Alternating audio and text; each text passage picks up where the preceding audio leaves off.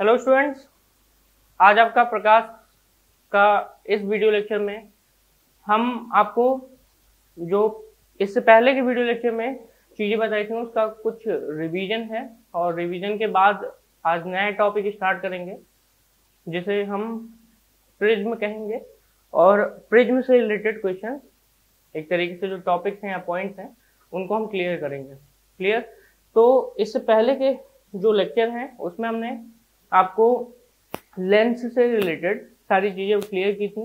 जैसे मान लीजिए अगर आपसे पूछा जाए कि लेंस में इमेज यानी कि कॉन्वेक्स लेंस में इमेज कैसे बनेगा और कॉनकेव लेंस में इमेज कैसे बनेगा, तो कॉन्वेक्स लेंस में हमने बताया था कि इमेज का जो फॉर्मेशन होता है उसके लिए मुख्यतः 6 कंडीशंस होती है, यानी कि वस्तु के रखने की 6 स्थितियां होती हैं। ठीक है। वहीं पे अगर हम बात करें किसकी, कॉनकेव लेंस की, तो कॉनकेव लेंस यानी कि अवतल लेंस में जो प्रतिबिंब का बनना होता है उसके लिए मुख्यतः 2 सिचुएशंस होते हैं जिसमें हमेशा वर्चुअल और इरेक्ट इमेज बनता है, यानी कि आभासी व सीधा इमेज बनता है। तो वो कौन कौन सी स्थितियां थी और कहाँ पे इमेज बना था, ये मैं फिर से एक बार आपको क्लियर करता हूँ। सबसे पहला अगर हम बात करें अवतल लेंस की, तो अवतल लेंस में टोटल 6 सिचुएशन थे जहाँ पे ऑब्जेक्ट को हमने रखा था। पहला था इनफाइनाइट पर। जब भी कभी हम ऑब्जेक्ट को इनफाइनाइट पे रखते हैं तो उसकी जो इमेज है वो कहाँ पे बनती है, मुख्य फोकस पर, यानी कि प्रिंसिपल फोकस पर, जो उत्तल लेंस में राइट साइड होती है। तो उत्तल लेंस की बात कर रहे हैं, यानी कि कॉन्वेक्स लेंस की बात कर रहे हैं। क्लियर? तो कॉन्वेक्स लेंस में यानी कि उत्तल लेंस में जो इनफाइनाइट पे रखी वस्तु है उसका जो प्रतिबिंब है वो कहाँ पे बनता है, मुख्य फोकस पर। और उत्तल लेंस का मुख्य फोकस कहाँ होता है, राइट साइड, यानी कि दाहिने तरफ, जिससे इमेज हमेशा मुख्य फोकस पर ही बनेगा। क्लियर? दूसरा सिचुएशन ये था कि सिचुएशन से पहले हम इसके नेचर भी समझ ले, तो रियल और इन्वर्टेड इमेज बनता था और पॉइंट लाइक इमेज बनता था। दूसरा सिचुएशन था 2f1 से परे, यानी कि बियॉन्ड 2f1। ठीक है, या इनफाइनाइट और 2f1 के बीच। तो ऐसे समय में ऑब्जेक्ट को हम प्रिंसिपल एक्सिस पर दिखाते थे और प्रिंसिपल एक्सिस पर दिखाने के बाद जब उसका हम इमेज बनाते थे तो इमेज कहाँ बनता था, between principal focus and 2f2। ठीक है, तो कहाँ पे बनता था, between principal focus and 2f2। ठीक है, तो यहाँ पे बनता था। दूसरी चीज, इमेज कैसा होता था, इन्वर्टेड, स्मॉलर देन ऑब्जेक्ट, और साथ ही साथ रियल भी होता था, यानी कि वास्तविक व उल्टा और वस्तु से छोटा होता था। ठीक है। देन आपका जो तीसरा सिचुएशन है उस सिचुएशन में वस्तु को यानी कि ऑब्जेक्ट को हम कहाँ पे रखते थे, 2f1 पर रखते थे, और 2f1 पर रखने पर इमेज 2f2 पे बनता था और सेम साइज का यानी कि इक्वल हाइट का बनता था, रियल और इन्वर्टेड बनता था। ये बात आपको पता है। ठीक है। इसके बाद 2f1 के बाद ऑब्जेक्ट को हम f1 और 2f1 के बीच रखते थे, और f1 और 2f1 के बीच रखने पर जो इमेज है वो कहाँ बनता था, f1 और 2f1 के बीच रखने पर इमेज कहाँ बनता था, अभी तक इमेज आपका कहाँ बना, 2f2 पर। f1 और 2f1 के बीच जब रखेंगे तो इमेज कहाँ बनेगा आपका, सॉरी 2f2 पे रखा हमने, और 2f2 के बाद अब f1 और 2f1 के बीच रखेंगे। जो सिचुएशन है उनको हम एक बार नोट कर ले, क्योंकि ऐसे ओरली बोलने में आपको दिक्कत होगी, हमको भी दिक्कत होगी। तो सबसे पहले हमने कहाँ पे रखा, इनफाइनाइट पर। ठीक है। दूसरा रखा हमने कहाँ पे, बियॉन्ड 2f1। ठीक है। तीसरा सिचुएशन था एट 2f1 यानी कि 2f1 पर, और चौथा सिचुएशन है बिटवीन 2f1 एंड f1। ठीक है, यहाँ पे। और इसके बाद पांचवा सिचुएशन है f1, और सिक्स सिचुएशन है बिटवीन f1 एंड लेंस।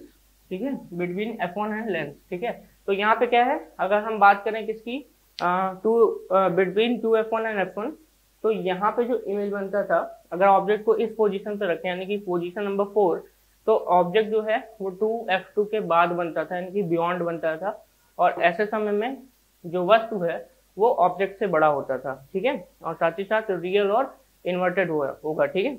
वहीं पे अगर हम वस्तु को f1 पे रखें और f1 से जो प्रकाश की किरण जाएगी वो हमेशा कैसी होके जाएगी, पैरेलल होके जाएगी, और ऐसे समय में इमेज कहाँ बनता था, अनंत पर, यानी कि इनफाइनाइट पर। और साथ ही साथ अगर हम वस्तु को f1 और लेंस के बीच में रखें तो यही एक सिचुएशन ऐसा था उत्तल लेंस के केस में जिसमें इमेज कैसा बनता था आपका, इमेज बनता था आपका वर्चुअल और इरेक्ट, ठीक है, और इन फ्रंट ऑफ द कहाँ बनता था, लेंस बनता था। क्लियर? तो चीजें थोड़ी सी आपकी अगर क्लियर हो जाएंगी तो यानी कि रिवीजन के थ्रू अगर आपको सारी चीजें समझ में आ गई तो अच्छे से आप समझ जाओगे। इसीलिए कुछ पहले जब भी कोई चीज आप पढ़ा करो तो अगले दिन उसका थोड़ा सा पहले देख लिया करो कि मैंने क्या पढ़ा था, ठीक है। जब मेरा वीडियो आप तक पहुंचे तो उससे 10 मिनट पहले ही आप चीजों को एक बार रिवाइज कर लिया करो। मैं तो रिवाइज कराता ही हूँ, उससे पहले भी आपको उसको क्या कर लो, थोड़ा सा रिवाइज कर लो ताकि आपको चीजें क्लियर हो जाए, ठीक है। तो यहाँ पर ये सारी चीजें थी। इसके बाद हमने आपको स्टार्ट किया था इनके फार्मूले से। और फार्मूला क्या था, जैसे मान लीजिए न्यूटन का फार्मूला, तो न्यूटन के फार्मूले में मैंने आपको F square equal to x1 x2 लिखा था। एफ स्क्वायर का मतलब यहाँ पे क्या है कि फोकल लेंथ, किसकी फोकल लेंथ, आपके लेंस की, और x1 x2 क्या है, ऑब्जेक्ट की पहले f1 से दूरी और ऑब्जेक्ट की इमेज की f2 से दूरी। ये आपका न्यूटन फार्मूला में था। यहीं पे अगर आप बात करें तो अगर हमें किसी lens immersed in a liquid, ठीक है, अगर हम किसी लिक्विड में लेंस को क्या कर दें, इमर्स कर दें, तो उसके लिए जो फार्मूला होगा वो कैसे होगा, 1/f equal to mu minus 1 और 1/r1 माइनस 1/r2, ठीक है। और यहीं पे अगर साथ ही साथ आपको कटिंग ऑफ लेंस की बात करें तो कटिंग ऑफ लेंस में आपको बताया था कि अगर वर्टिकली कट करें तो जो फोकल लेंथ है ये 2f हो जाता है, और वहीं पे अगर बात करें किसकी, पावर की, तो पावर p/2 हो जाता है, यानी कि हाफ हो जाता है, ठीक है। वहीं पे अगर हम बात करें किसकी, अगर हॉरिजॉन्टली कट करते हैं लेंस को, तो लेंस को हॉरिजॉन्टली कट करने पर दोनों चीजें सेम रहती हैं, f है और p है, दोनों क्या रहेगा, सेम रहेगा, ठीक है। ये सारी चीजें थी। इसके बाद आपको यहाँ पे डिस्प्लेसमेंट मेथड बताया गया था कि अगर मान लीजिए आपको फोकल लेंथ निकालना है किसी भी लेंस का, ठीक है, यानी कि कॉन्वेक्स लेंस का, तो उसके लिए उसके दो पोजीशन, एक पोजीशन ये और एक पोजीशन शिफ्ट कराने के बाद इमेज एक ही जगह पे बनाना है, उसी के जस्ट ऊपर। जैसे एग्जांपल में मैंने यहाँ पे डायग्राम बनाया था, डायग्राम में क्या था, एक ऑब्जेक्ट था और एक लेंस यहाँ पे था, उसका इमेज यहाँ कहीं बन रहा था, फिर मैंने लेंस को थोड़ा शिफ्ट कराया यानी कि डिस्प्लेस करा दिया, तो भी उसका इमेज वही बन रहा था, लेकिन इस समय छोटा बन रहा था, ठीक है। और जो इमेज बना और दोनों लेंसों का जो डिस्प्लेसमेंट हुआ उसके बीच की दूरी के बेसिस पर एक फार्मूला मिला। वो फार्मूला क्या था, f equal to D square minus x square upon 4d और इक्वल टू क्या था, x upon m1 minus m2, जहाँ पे m1 क्या है, वो मैग्निफिकेशन है, ठीक है, पहले कंडीशन में, और m2 क्या है, मैग्निफिकेशन है दूसरे सिचुएशन में।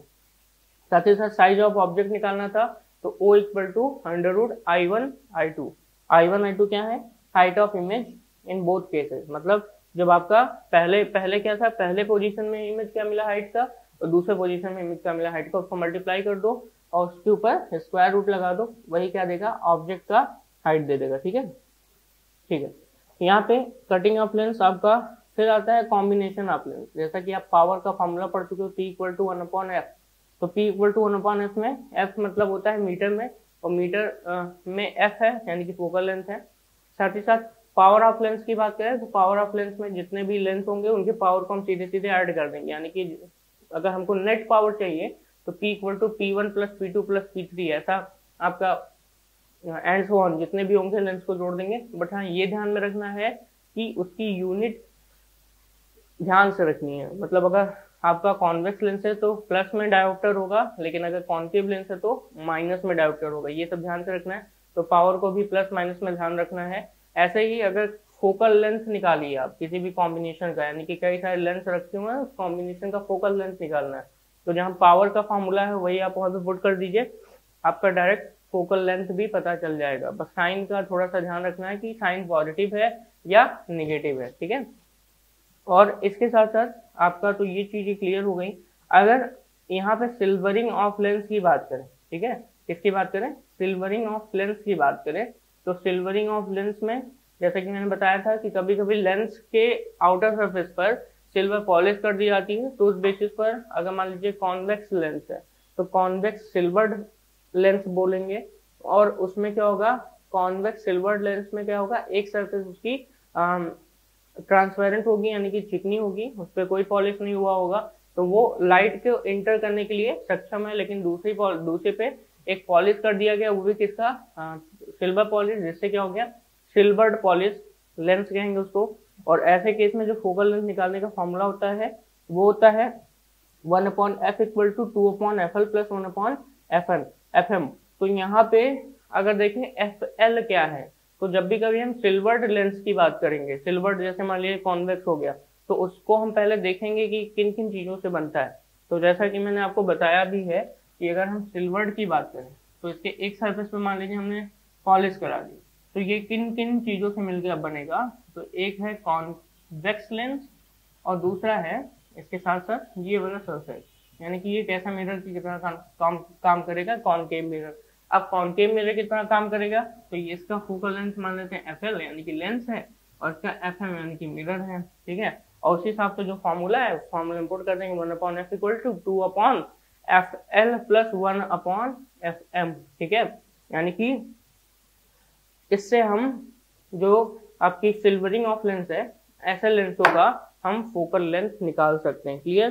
तो ये सारी चीजें आपको मैंने बताई। इसके बाद मैंने आपको साथ ही साथ कुछ एबनॉर्मलिटीज भी बताए थे लेंस में, यानी कि लेंस में कुछ डिफेक्ट होता है, उस डिफेक्ट को कैसे दूर करें, ये भी सारी चीजें थी। पहला था क्रोमेटिक एब्रेशन और दूसरा था स्फेरिकल एब्रेशन, ठीक है। क्रोमेटिक एब्रेशन में आपको बताया गया कि अगर व्हाइट कलर की प्रकाश किरण हो तो व्हाइट कलर की जो प्रकाश किरण है वो अगर लेंस पे पड़े तो अपने रंगों में बढ़ जाती है, ठीक है। और अपने रंगों में बढ़ जाती है ड्यू टू रिफ्रैक्टिव इंडेक्स, ठीक है, क्योंकि अलग अलग रंगों के लिए रिफ्रैक्टिव इंडेक्स अलग अलग होता है, ठीक है।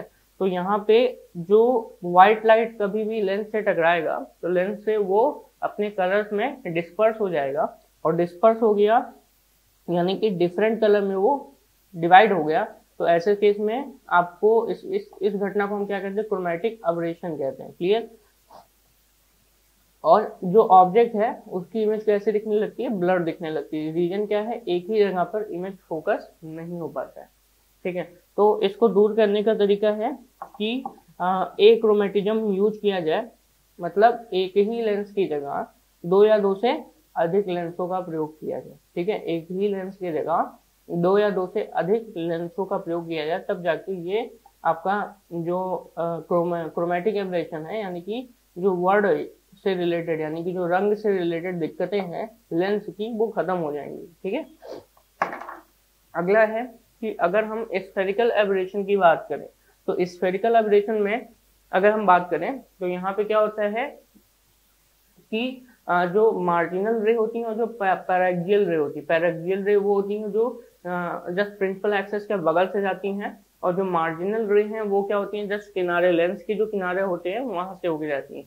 तो किनारे से उसका जो इमेज बनता है वो बहुत ही पास बन जाता है, ठीक है, यानी कि वो बहुत ही पास उनकी इमेज बन जाती है लेंस के।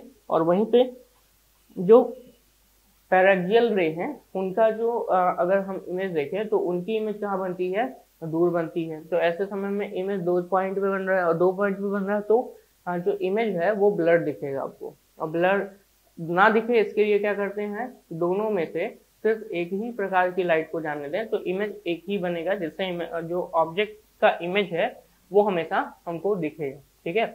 मतलब क्या है, अगर पैराक्सियल रोक दे तो मार्जिनल से इमेज बनेगा, और मार्जिनल रोक दे तो पैराक्सियल से इमेज बनेगा, ठीक है। तो ये सारी चीजें थी। इसके बाद हमने बोला था कि आपको हम प्रिज्म पढ़ाएंगे। तो प्रिज्म क्या है, आइए उस पर चर्चा करते हैं। आज का जो टॉपिक है ये है प्रिज्म। आज का टॉपिक है आपका प्रिज्म, और प्रिज्म में क्या क्या चीजें होती हैं, कैसे इसको पढ़ना है, ये सारी चीजें आइए देखते हैं।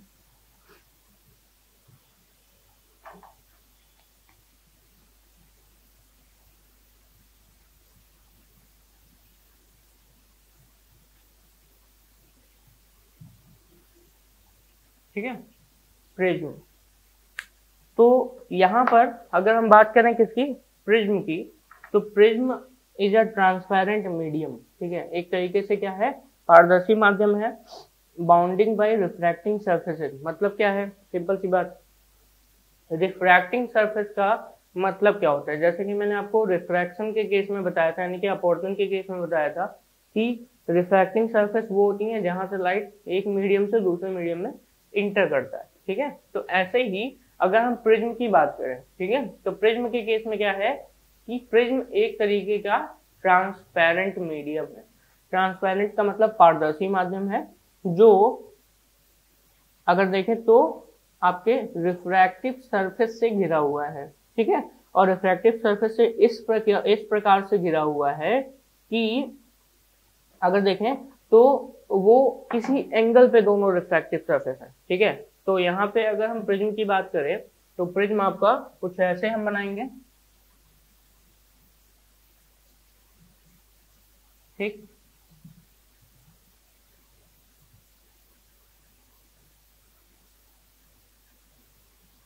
ये सपोज ऐसा, ठीक है। अब ऐसे कहने का मतलब यहाँ पे क्या है, अगर प्रिज्म को हम ऐसे दिखा रहे हैं तो इसका मतलब क्या है, समझिए, ये आगे का सरफेस मान लीजिए और ये पीछे का सरफेस मान लीजिए, और इन दोनों सरफेसों के बीच ये जो सरफेस है ये कैसा है, अगर देखें तो साइड वाले सरफेस हैं जो एक दूसरे से किसी एंगल पर जुड़े हुए हैं। तो ऐसे समय में जो प्रिज्म का आप डायग्राम बनाते हैं, उस प्रिज्म के डायग्राम में आप प्रिज्म को ऐसे दिखाते हैं, ये आपका प्रिज्म का स्ट्रक्चर, ठीक है। और इसमें होता क्या है कि इधर वाला जो सरफेस है ये एक रिफ्रैक्टिंग सरफेस है, यानी कि अपवर्तक तल है, और इधर वाला सरफेस भी एक अपवर्तक तल है, ठीक है। और ये नीचे का जो पोर्शन है ये क्या है, बेस है। और जो रिफ्रैक्टिंग सरफेसेज हैं वो रेक्टेंगुलर शेप की होती हैं, मतलब पीछे की तरफ आपकी जाएंगी, एकदम पीछे, जैसे मान लीजिए ये आगे का सिर्फ पोर्शन है और इसके पीछे भी एक पोर्शन है और बीच में रेक्टेंगल है, ये भी रेक्टेंगल, ये भी रेक्टेंगल और बेस भी रेक्टेंगल। तो तीन आपके यहाँ पे बेस जो है वो रेक्टेंगल तरीके का है, और जो फ्रंट और बैक का पोर्शन है वो कैसा आपका, अगर देखा जाए तो वो आपका ट्राइंगल शेप का होता है, ठीक है। तो रेक्टेंगल आपका ये रिफ्रैक्टिंग सरफेस है जिसपे लाइट इंसिडेंस करेगा, और लाइट जैसे ही इंसिडेंस करेगा तो अंदर इसके क्या होगा, रिफ्रैक्शन होगा, लाइट अंदर फिर से जाके दूसरे सरफेस से टकराएगी और फिर से इसका रिफ्रैक्शन होगा। तो यहाँ पे कितने रिफ्रैक्टिंग सरफेस हैं, दो रिफ्रैक्टिंग सरफेस है। रिफ्रैक्टिंग सरफेस कितने हो गए, दो। तो पहली बात प्रिज्म के बारे में बात करें तो कैसा मीडियम है, ट्रांसपेरेंट मीडियम।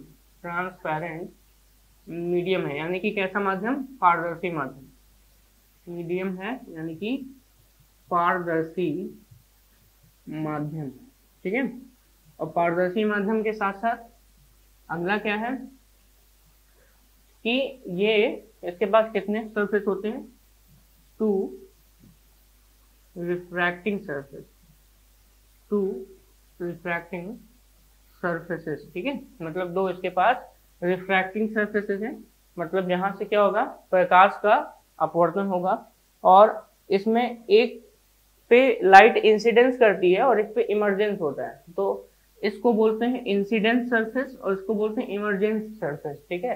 इसको क्या बोलेंगे, पहले वाले को क्या बोलेंगे, एक होता है पहला, इसको बोलते हैं incidence surface,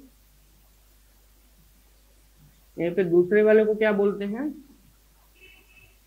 emergence surface, emergence surface, ठीक है। एक है यहाँ पे इंसिडेंट सरफेस और दूसरा क्या है, इमर्जेंट सरफेस है, ठीक है। और यहाँ पे जो सरफेस यानी कि जो सतह है, ठीक है, वो दोनों के दोनों कैसे हैं, पारदर्शी हैं, तभी लाइट इसमें क्या करेगा, एंटर करेगा, क्लियर। अब यहाँ पर अगर हम बताएं रिफ्रैक्शन थ्रू अ प्रिज्म, यानी कि प्रिज्म में रिफ्रैक्शन यानी कि अपवर्तन कैसे होता है, तो उसके लिए यहाँ पे एक डायग्राम बनाना पड़ेगा और उस डायग्राम के बेसिस पर हम आपको समझाएंगे। साथ ही साथ ये भी सुन लीजिए कि अगर हम इसका क्या करें, अगर हम इसका सेक्शन कट करें, यानी कि प्रिज्म का हम ऐसे वर्टिकली प्रिज्म को ऐसे सरफेस पे रखें बेस के बेसिस पर और उसका सेक्शन कट करें, तो जितने भी सेक्शंस आप फ्रंट से देखेंगे सबके सब आपको कैसे मिलेंगे, ट्राइंगुलर शेप के ही मिलेंगे। तो यहाँ पे ध्यान रखिए कि जो इसके प्रिज्म के सेक्शंस होते हैं वो किस शेप के होते हैं, ट्राइंगुलर शेप के होते हैं। और साथ ही साथ कितने रिफ्रैक्टिंग सरफेस होते हैं, दो। कितने बेस कितना होता है, एक। और जो ट्राइंगुलर शेप का है वो कितने होते हैं, आगे और पीछे। यानी कि टोटल कितने इसमें सरफेसेज हैं, टोटल मिला के जो प्रिज्म है वो 5 सरफेस से मिलकर बना है। एक बेस, दो एक नीचे का पोर्शन बेस, दो रिफ्रैक्टिंग सरफेस किसी एंगल पे झुके हुए, और साथ ही साथ फ्रंट और बैक का पोर्शन जो ट्राइंगुलर शेप का होता है। तो टोटल 5 सरफेस होते हैं जिनसे प्रिज्म मिलकर बना होता है। और हम यहाँ पे अगर हम बात करें किसकी, रिफ्रैक्शन की, तो रिफ्रैक्शन थ्रू अ प्रिज्म यानी कि प्रिज्म के द्वारा अपवर्तन यानी कि रिफ्रैक्शन, इससे हम बात करेंगे। चलिए, अगर प्रिज्म के थ्रू रिफ्रैक्शन देखना है यानी कि प्रिज्म के द्वारा जो अपवर्तन है उसको हम देखें, तो यहाँ पर सबसे पहले हमको प्रिज्म का एक डायग्राम बनाना पड़ेगा। और ये आपका प्रिज्म का सिंपल सा डायग्राम, ठीक है। एक एंगल पे इसको झुकाना है, तो इसको हम एक काम करते हैं, एक स्पेसिफिक एंगल या कोई भी एंगल ले लें, जिसको हम कहते हैं प्रिज्म एंगल भी कहते हैं, ठीक। तो ये मान लीजिए ट्रायंगुलर शेप होगा, ठीक है। तो ये प्रिज्म हो गया आपका। अब यहाँ पे इस प्रिज्म पे आपको जो जो लाइट रे हैं उनको दिखाना है। चलिए हम यहाँ पे लाइट रे को भी दिखा देते हैं आपको। ये सबसे पहला ये इंसिडेंट रे हो गया जो यहाँ पे टकराएगा। अब इंसिडेंट रे जहाँ पे टकराता है आपको पता है वहीं पे क्या खींचा जाता है, नॉर्मल। तो हमने सरफेस, ये सरफेस पहला हो गया, ये इधर का सरफेस पहला और इधर का सरफेस कौन सा, दूसरा। तो ये पहला सरफेस और ये दूसरा सरफेस। इंसिडेंट रे जहाँ से टकराएगा वहीं पे हम लोग क्या खींचेंगे, नॉर्मल खींचेंगे। तो यहाँ पे सबसे पहले अगर हम बात करें तो हम नॉर्मल सरफेस के हमेशा परपेंडिकुलर खींचते हैं, तो ये हमने एक परपेंडिकुलर नॉर्मल खींच दिया। अब नॉर्मल खींचने के बाद आपको पता है कि जो प्रिज्म है एक पारदर्शी माध्यम है और किसका बना होता है, ग्लास का। ग्लास मतलब कांच, ये बना है ग्लास का, मतलब किसका, कांच का। तो ऐसे समय में बाहर का जो माध्यम है जहां से प्रकाश आ रहा है ये क्या है, रेयर, यानी कि ये जो माध्यम है ये कैसा है, रेयर माध्यम है, यानी कि विरल माध्यम है। और ये कैसा माध्यम है, ये हो गया डेंसर, ठीक है। तो ये डेंसर हो गया। तो रेयर यानी कि ये है विरल, और इधर का माध्यम क्या हो गया, ये हो गया सघन।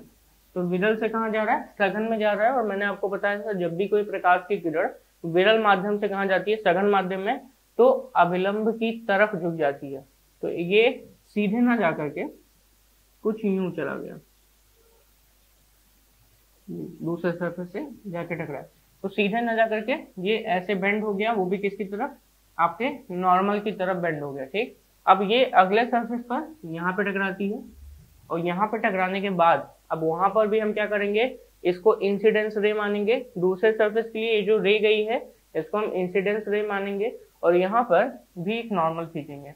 और नॉर्मल कैसा होना चाहिए, 90 डिग्री पे, वो भी किससे, 90 डिग्री बनाना चाहिए इसको सरफेस से, यानी कि दूसरे सरफेस से जो अभिलंब है उसको कितना एंगल बनाना है, 90 डिग्री। अब आपको पता है इधर भी कैसा माध्यम है, रेयर माध्यम है, यानी कि विरल माध्यम है। और यहाँ पे विरल माध्यम के रूप में है कौन, एयर। और इधर भी क्या था, एयर था। तो एयर से कहाँ जा रहा था, ग्लास में। अब ग्लास से फिर कहाँ जाएगा, एयर में। ऐसे समय में जो प्रकाश की किरण है वो सघन से विरल माध्यम में जा रही वापस, तो अभिलंब से दूर हट जाएगी, यानी कि अवे फ्रॉम नॉर्मल। तो नॉर्मल से दूर जाएगा, तो इसको हम कुछ ऐसे दिखा दिए, ठीक है। ये आपका जो लाइट रे है वो ऐसे चला गया,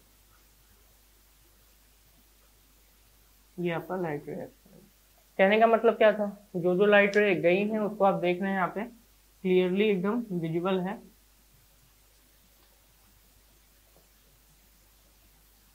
तो ये लाइट रे। अब यहाँ पे क्या क्या चीजें आपको मिल रही हैं। सबसे पहली बात तो ये समझिए, ये पहला रिफ्रैक्टिंग सरफेस है और ये दूसरा रिफ्रैक्टिंग सरफेस है। बीच में जो एंगल बना है इस एंगल को हम नाम देंगे क्या, इसको हम नाम देते हैं एंगल ए, ठीक है। और एंगल ए को बोलते हैं हम प्रिज्म कोण। तो यहाँ पे हम लिख देते हैं ए का मतलब होता है angle of prism, angle of prism, यानी कि हिंदी में अगर बोले तो इसको हम कहते हैं क्या, प्रिज्म कोण, ठीक है। एंगल, अब अगला बात करते हैं। तो यहाँ पे ये नॉर्मल हो गया, इस नॉर्मल को हम नाम दे देते हैं, सपोज दैट इसको नाम दे दिया MNOP, ठीक। और इसको, इस रे को नाम दे दिया QRST, ठीक है। ये रे का नाम हो गया। तो ये हो गया MN, ये पहले सरफेस का नॉर्मल, तो यहाँ पे लिख लेते हैं mn क्या है, नॉर्मल एट फर्स्ट सरफेस, ठीक है, नॉर्मल एट फर्स्ट सरफेस, ठीक है। और यहीं पे ओपी क्या है, ओपी ये है normal at second surface, normal at second surface, ठीक है। तो पहला ए क्या है, एंगल ऑफ प्रिज्म, दूसरा क्या है यहाँ पर अगर देखें तो mn है नॉर्मल एट फर्स्ट सरफेस, और तीसरा क्या है OP जिसको हम कहते हैं नॉर्मल एट सेकेंड सरफेस। यहीं पे जो OR है, OR इसको हम बोलते हैं इंसिडेंस रे, ठीक है, क्या बोलते हैं, इंसिडेंस रे, इंसिडेंस रे फॉर फर्स्ट सरफेस, इंसिडेंस रे फॉर फर्स्ट सरफेस। उसके बाद जो RS है इसको बोलेंगे रिफ्रैक्टिव रे, ठीक है, या एक तरीके से अगर बोलें तो ये रिफ्रैक्टिव रे है, क्योंकि पहले सरफेस से तो रिफ्रैक्शन हो रहा है लेकिन दूसरे सरफेस से ये इंसिडेंस हो रहा है, तो इसको हम बोलेंगे रिफ्रैक्टिव रे फॉर फर्स्ट सरफेस, यानी कि पहले सतह के लिए तो आपतित किरण है,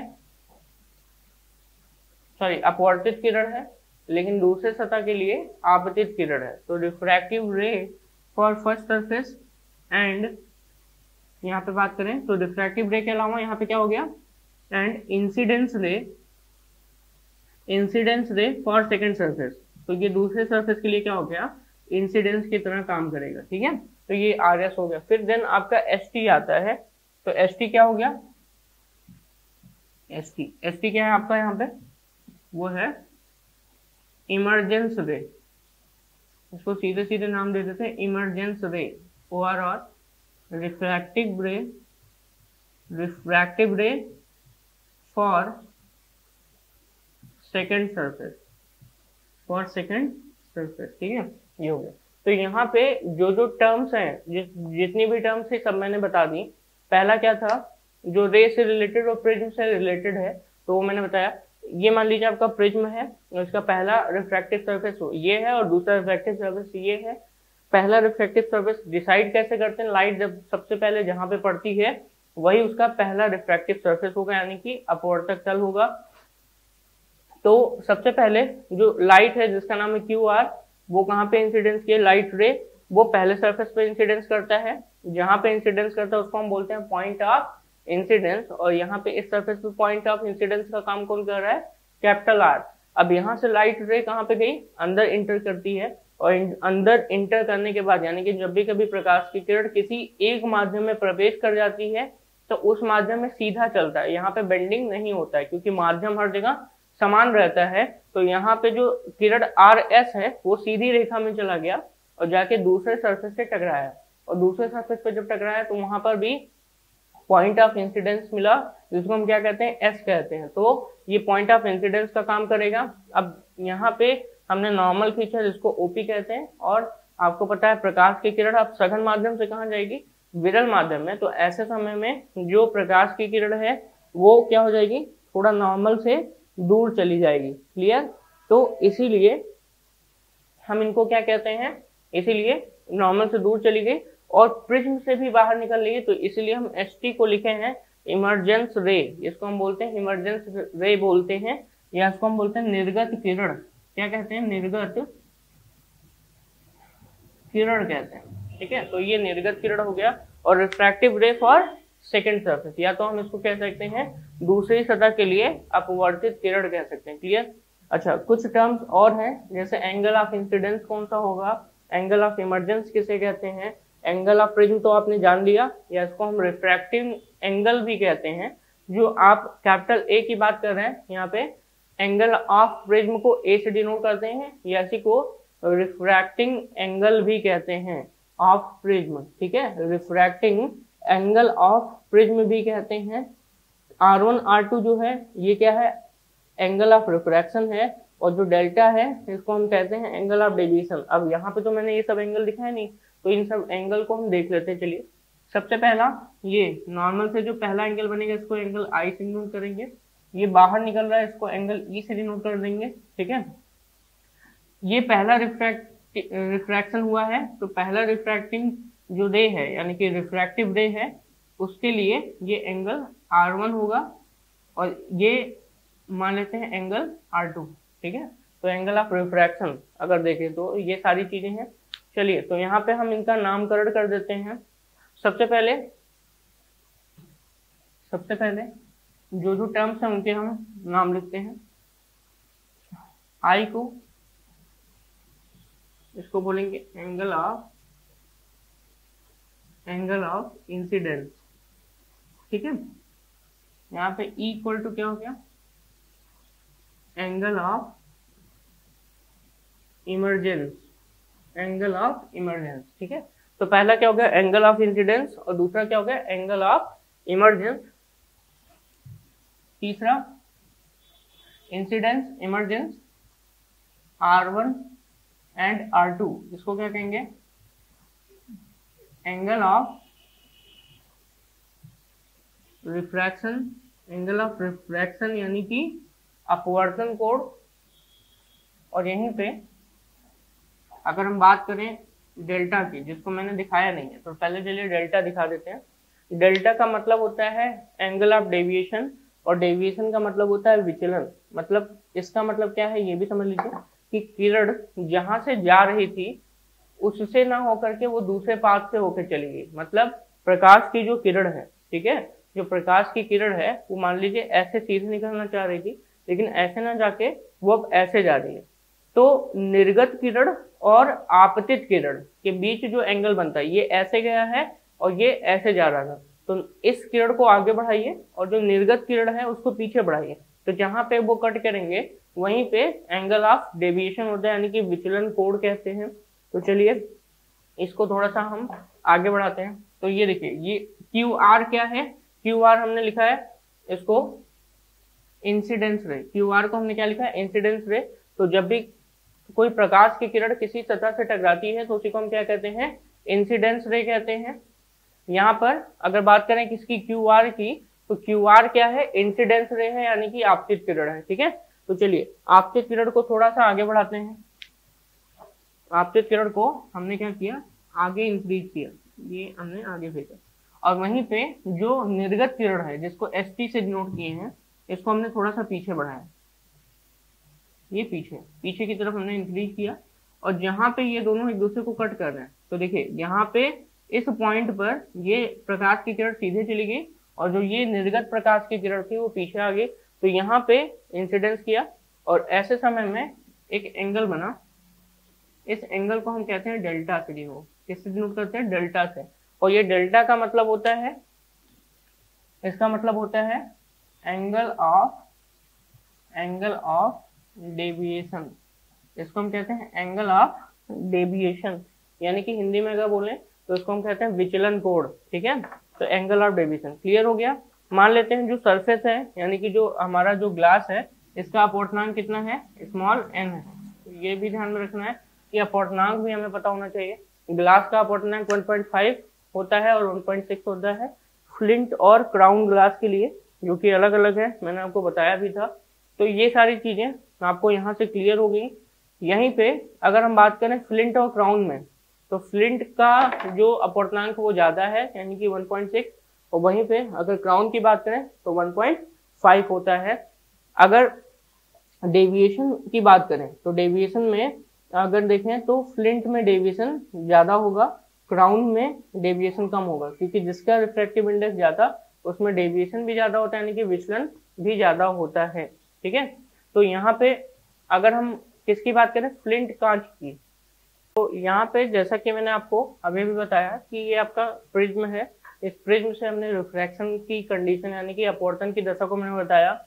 साथ ही साथ यहाँ पे ये चीजें आपने देखा कि जो प्रिज्म से रिफ्रैक्शन हो रहा है यानी कि अपवर्तन हो रहा है वो आपके दो सरफेस यानी कि दो सतहों से होता है। एक सरफेस आपका प्रिज्म का ये नंबर पहला और ये दूसरा सरफेस हो गया।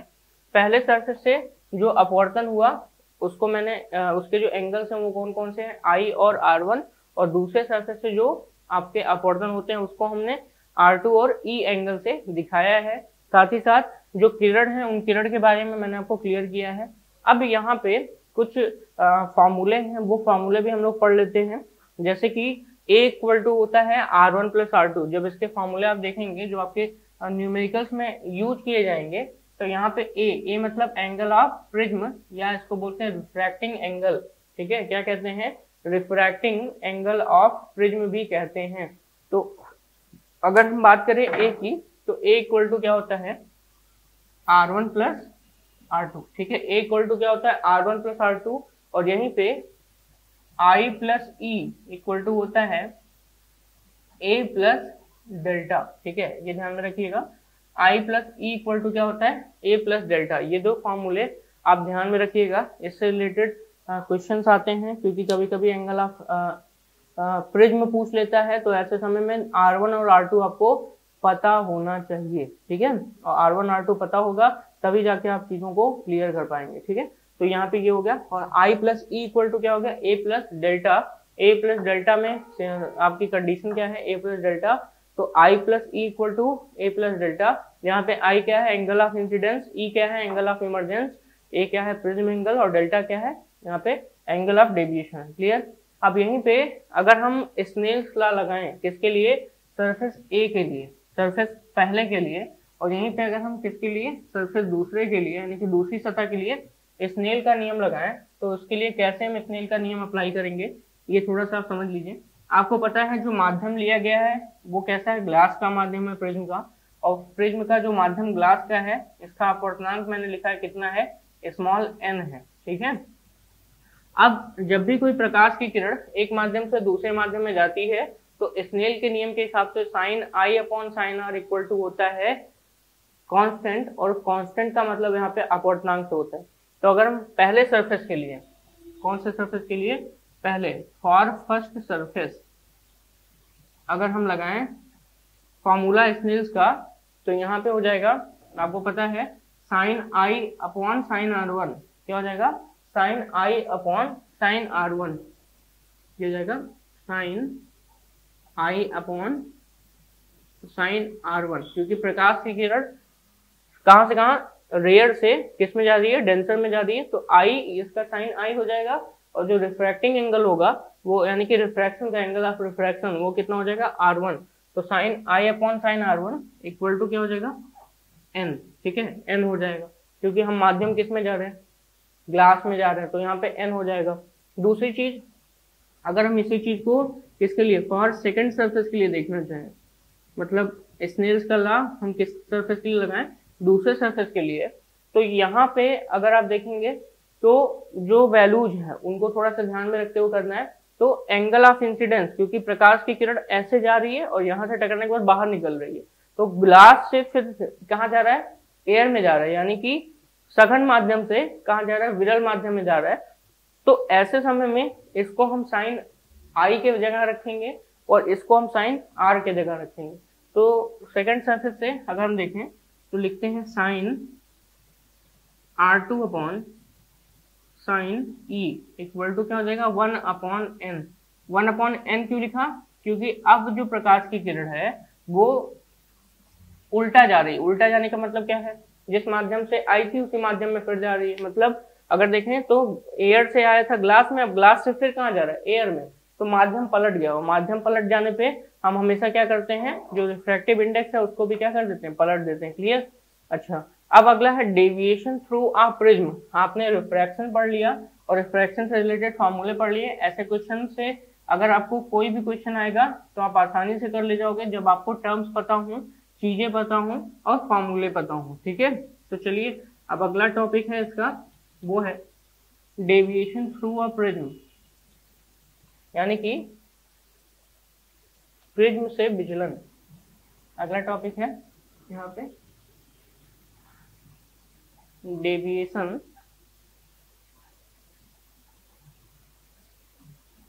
थ्रू अ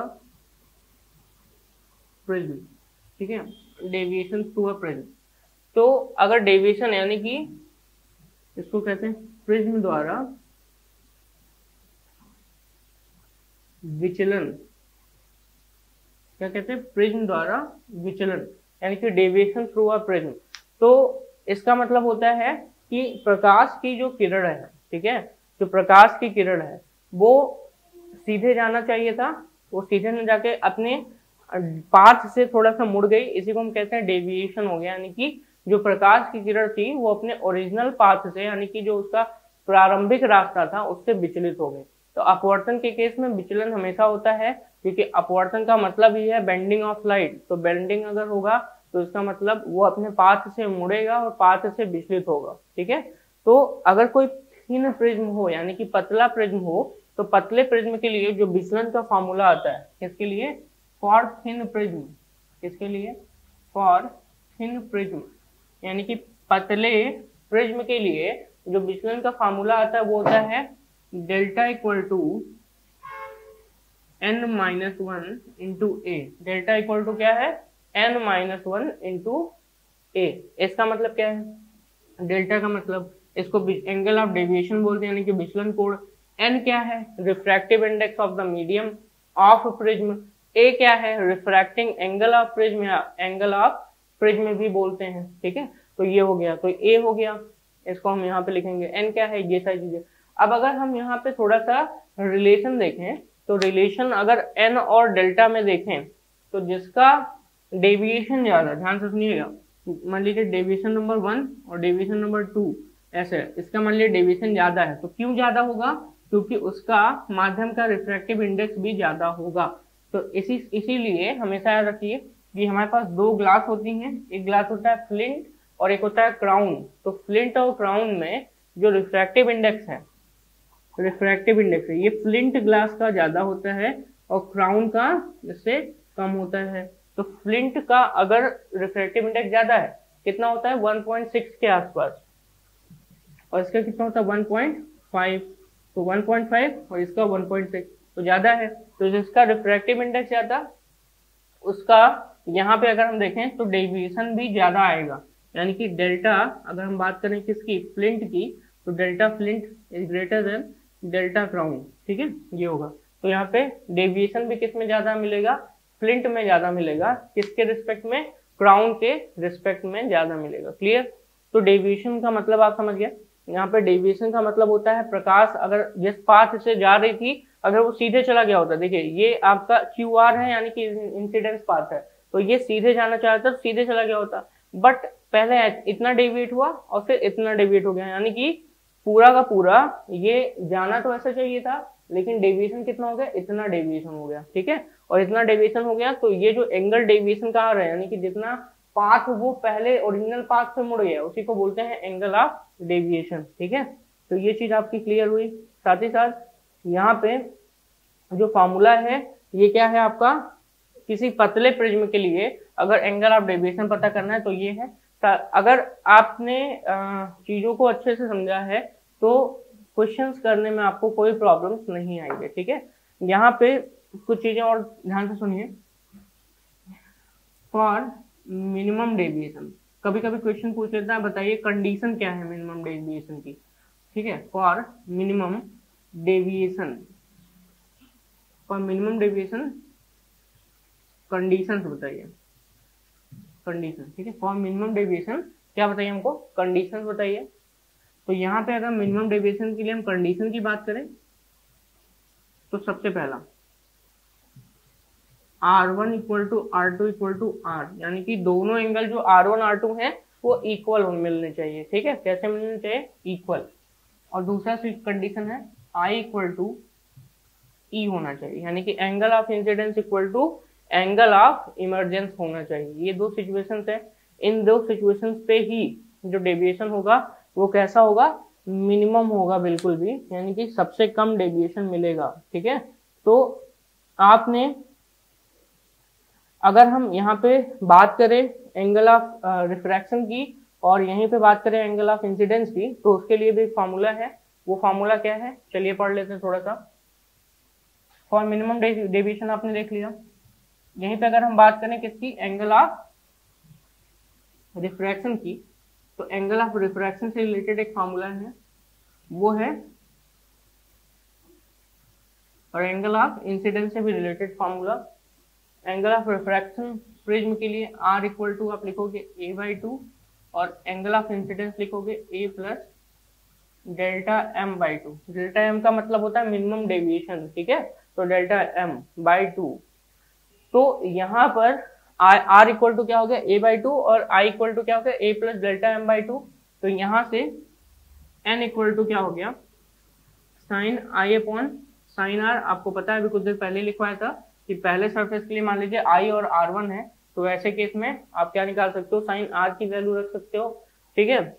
और जब वैल्यू पुट करेंगे तो साइन के साथ साथ I की वैल्यू पुट करिए a plus delta m by 2 upon नीचे r की वैल्यू पुट करिए a बाई 2, ठीक है, ये हो गया।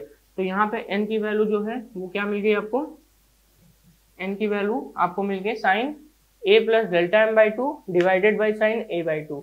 a plus delta m by 2 वो क्या है आपका I की वैल्यू है, और यहाँ पे a बाई 2 किसकी वैल्यू है, स्मॉल r की वैल्यू। क्लियर। तो ये आपका किसका फार्मूला हो गया, ये फार्मूला हो गया रिफ्रैक्टिव इंडेक्स का, वो भी किसके लिए, मीडियम के लिए। और ये जो है इसी को हम बोलते हैं प्रिज्म फार्मूला भी कहते हैं, ठीक है। जो अभी अभी ये फार्मूला है इसी को हम कहते हैं प्रिज्म फार्मूला। क्या कहते हैं, प्रिज्म फार्मूला भी कहते हैं, ठीक है, ये ध्यान में रखिएगा। तो प्रिज्म फार्मूला समझ गए आप। साथ ही साथ इस प्रिज्म में जो रिफ्रैक्शन होता है वो कैसे होता है ये भी आप समझ गए। क्लियर। तो आज के इस वीडियो लेक्चर में बस इतना ही। जितनी भी आगे की चीजें हैं प्रिज्म से रिलेटेड वो हम आपको नेक्स्ट वीडियो में प्रोवाइड करेंगे। Thank you so much.